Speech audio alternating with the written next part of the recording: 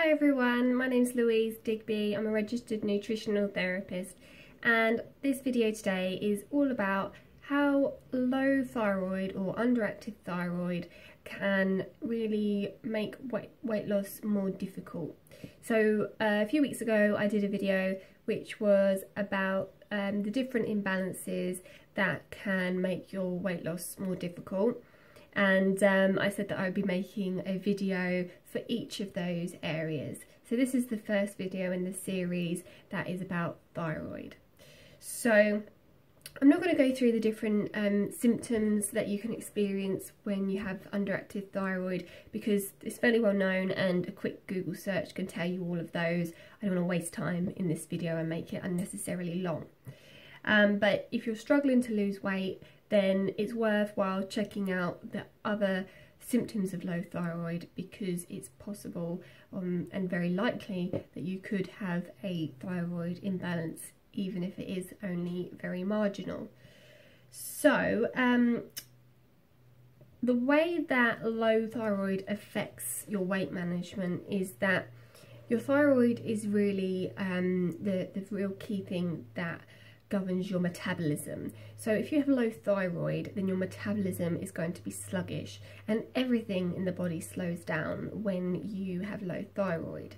So if you've got low thyroid, then you won't be using as many calories when you're at rest. You won't be burning as much fat. You won't be making as much energy, and so it'll be more difficult to get active and move.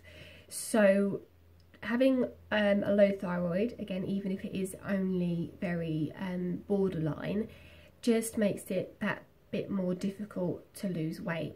So correcting your thyroid imbalance, it's not going to be the answer to all your problems, but it can certainly make losing weight that little bit easier. So I want to talk about test results, because a lot of people go and have their thyroid checked at their doctors, and they think that that's ruled out or that's conclusive, but actually the tests that you get done at your doctors, and this is for most countries, not just the UK, the tests that you get done at the doctors are so basic, and there's a lot of issues with them. And these are not just my issues with the tests, these are very well-known problems. If you go on Thyroid UK, you'll see that it's a very sort of hotly debated subject, and it's pretty well accepted that the thyroid tests in this country are really not good enough. So one of the problems with the thyroid testing in this country is that we only have 1 or 2 hormones tested as standard, and in most places, I know in Essex this seems to be the case, TSH is the only hormone that is checked for thyroid in the first instance. So TSH is the signal that goes from the brain to the thyroid, so that when you check that hormone, you're checking that the message is coming from the brain to the thyroid to produce thyroxine. And the problem with only checking that is that sometimes, or very often, the TSH, or that signal from the brain to the thyroid, works perfectly fine, and the problem can be within the thyroid itself.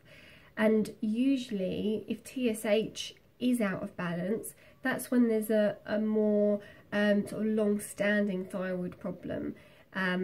So testing only TSH is not a conclusive test. If you're lucky, you might have T4 tested as well.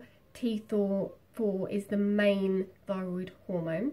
That's the hormone that the thyroid produces. And if that's low, then you will have underactive thyroid.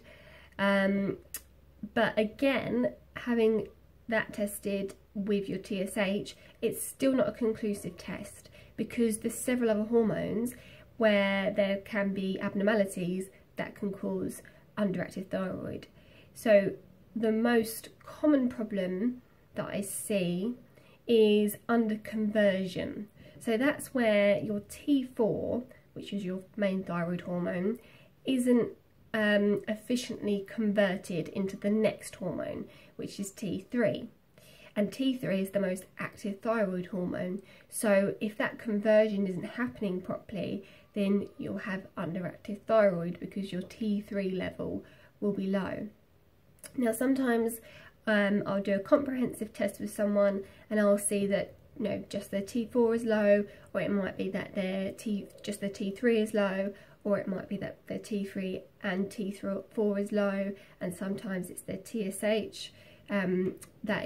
TSH goes high when you have underactive thyroid, so sometimes TSH is high and T3 is low, but T4 is normal. So you can't just test one of these hormones, you need to know the pattern, and knowing the pattern helps you to understand why you've got a problem with your thyroid, because identifying the imbalance is one thing, but identifying why you've got that imbalance is critical so that you can address the imbalance.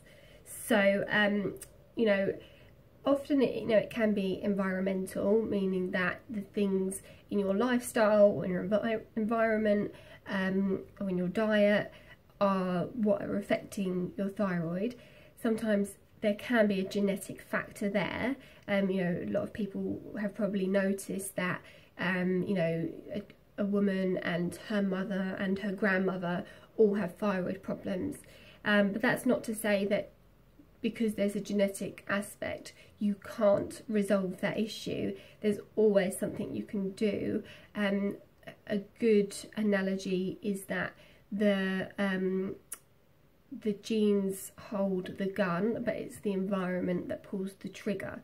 So your diet and your lifestyle are what affect the way your genetics are expressed.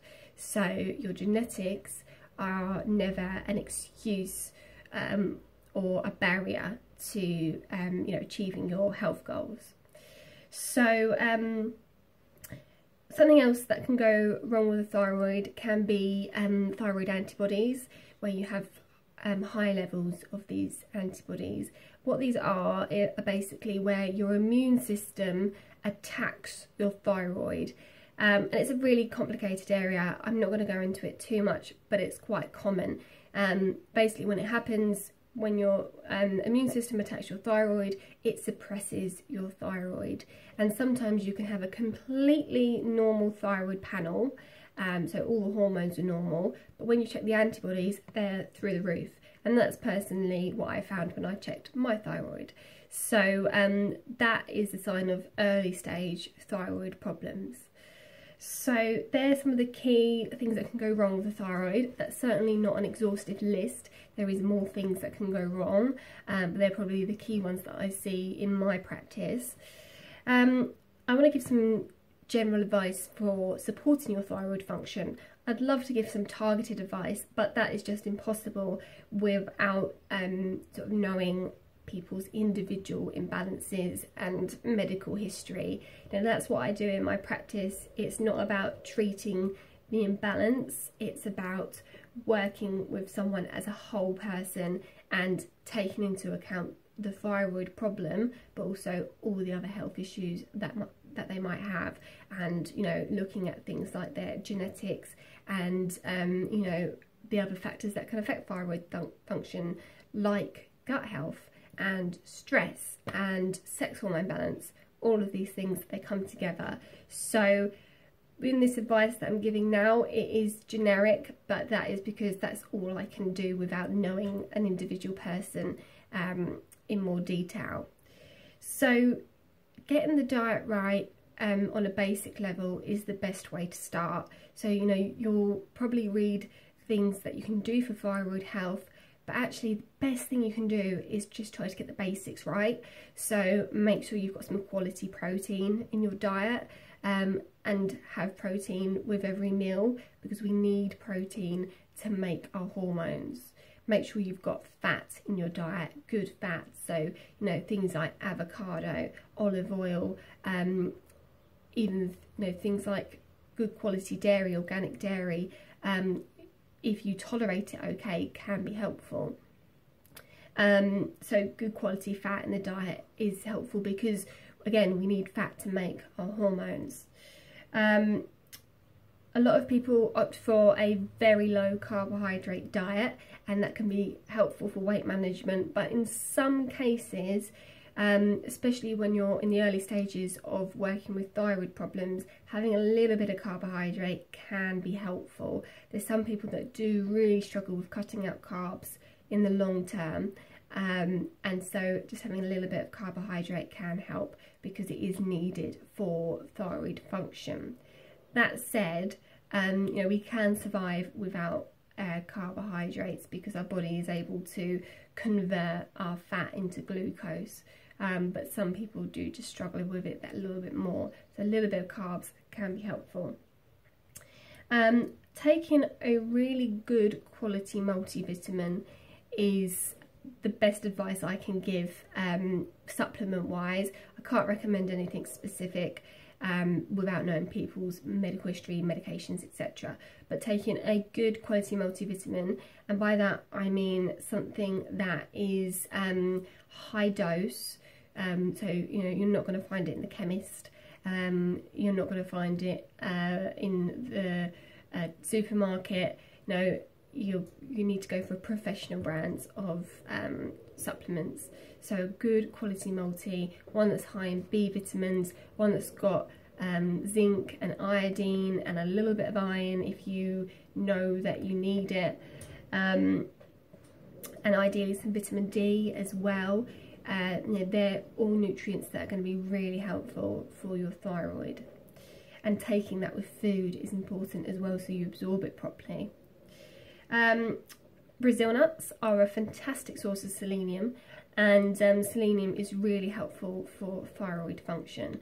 So you don't need to have a lot, just have maybe 4 or 5 Brazil nuts a day, and that will give you a real boost of selenium. I wouldn't recommend going over that amount of Brazil nuts because there can be there can be barium, trace elements of barium in Brazil nuts. Seaweed. So seaweed is one that is a bit more difficult to get into the diet, but it's a good source of iodine, and generally the type of seaweed that you might get in the diet is the type that you would find in Asian foods like sushi. So foods can be really helpful for thyroid function, and I can get more specific with my recommendations when I know the exact problems that someone is suffering with. So that's just some general advice and some guidance on whether you might need to get some testing done. I do testing in my clinic in Essex, and as I say, I see thyroid imbalances all the time, and when you can identify the problem, you can resolve the problem, and that's sort of the philosophy that I follow in my clinic. So I hope you found this video helpful and not too long. If you've got any questions, then please do ask. You know, if you've got any quick questions about, you know, experiences that you've had with your thyroid testing, then, you know, please do ask, although I can't answer too many personal questions.